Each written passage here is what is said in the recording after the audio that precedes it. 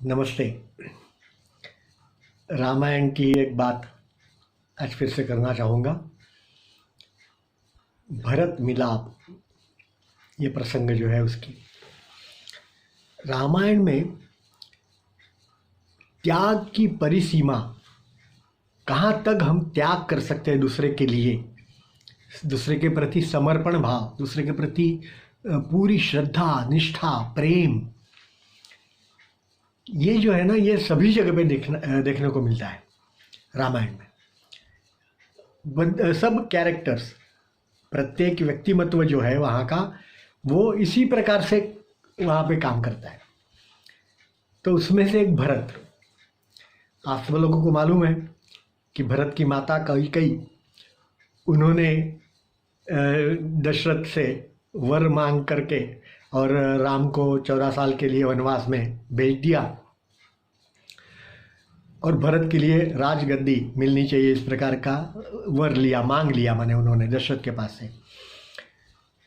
तो दशरथ वचन से बंधे हुए थे, इसलिए उन्होंने, राजा दशरथ, श्री राम जी के पिताजी, उन्होंने ये वचन लिया और किया उसी प्रकार से। तो भरत उस समय अपने मामा के पास गए हुए थे। तो वहाँ आने के बाद उनको जब ये पता चला तब वो बहुत दुखी हुए कि श्री राम जी का जो राज्य है वो मेरे बड़े भाई है, तो वही राजा बनेंगे और उनके जैसा अच्छा आदर्श राजा बनता है तो उसमें कोई तकलीफ वाला काम नहीं है, लोगों के लिए तो बहुत अच्छी चीज़ है ये। तो इसलिए उन्होंने कहा कि मैं तो राज नहीं करूँगा और ऐसा करके वो निकले अपनी अयोध्या से, पूरी सेना लेकर के सब साथ में निकले राम जी को मिलने के लिए वन में। अब राम, लक्ष्मण और सीता जी, ये तीनों वहाँ पे चित्रकूट में थे। तो उनको देखा कि सामने से बहुत बड़ी सेना कहीं से आ रही है।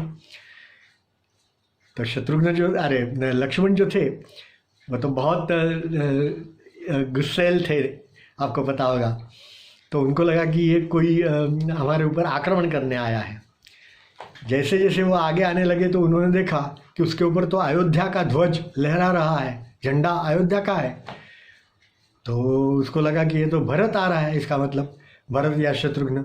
और ये भरत जो है वो, इसका मतलब इतनी सारी सेना लेकर के आ रहा है तो वो हमारे साथ युद्ध करके हमें यहाँ से मार करके ही मार देना चाहता है, जिससे कि हम 14 साल के बाद वापस आएंगे और उसको हमारा राज्य वापस देना पड़ेगा। तो ये सब नहीं देखना चाहता वो। तो इसलिए उन्होंने, वो तो एकदम युद्ध के लिए तैयार हो गए।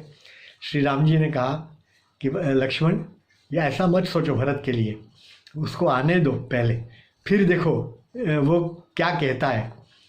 और ऐसा ही हुआ, जब भरत जी आए और राम जी के पैरों पे गिड़गिड़ाए, चरण रज ली उन्होंने, चरणों पे अपना सिर रख करके इतने रोए, इतने रोए और कहने लगे कि श्री राम जी, आप कैसे छोड़ करके मुझे जा सकते हो, मैं तो आपके बिना कुछ नहीं कर सकता, चाहे तो आपका ये राज्य है, आप आइए बस, और मैं कुछ नहीं जानता। तो श्री राम जी ने कहा कि नहीं, मैं नहीं आ सकता, क्योंकि अपने पिताजी ने जो वचन दिया था उसका पालन करना मेरा धर्म है, तो मैं नहीं आ सकता।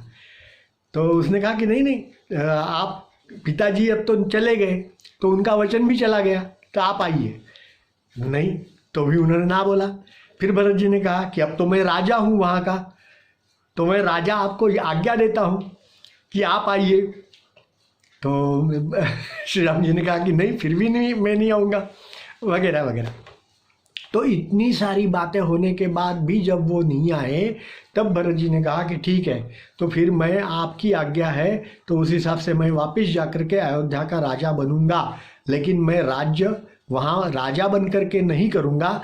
मैं आपकी पादुका जो आती है, जो जिसके ऊपर आप चलते हो, पैर में पड़ कर लगा करके, एक जिसको हम अभी चप्पल कहते हैं, तो वो चप्पल जो है, जो उसको पादुका कहते थे पहले के ज़माने में, तो आपकी पादुका मैं ले जाता हूँ, वो राज्य सिंहासन पर मैं रखूँगा और आपके ओर से, ऑन योर बिहाफ, मैं ये राज्य चलाऊँगा। तो ये था भरत का भ्रातृ प्रेम, भाई के लिए प्रेम। ऐसा प्रेम अब कहाँ देखने को मिलता है?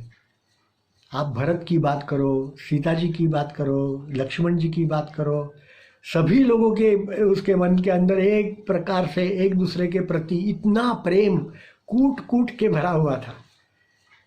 हम भी इसी प्रकार का प्रेम का अनुभव एक दूसरे को कराते रहेंगे तो ये जो दुनिया जो है वो स्वर्ग जैसी बन जाएगी कि नहीं। ठीक है, धन्यवाद।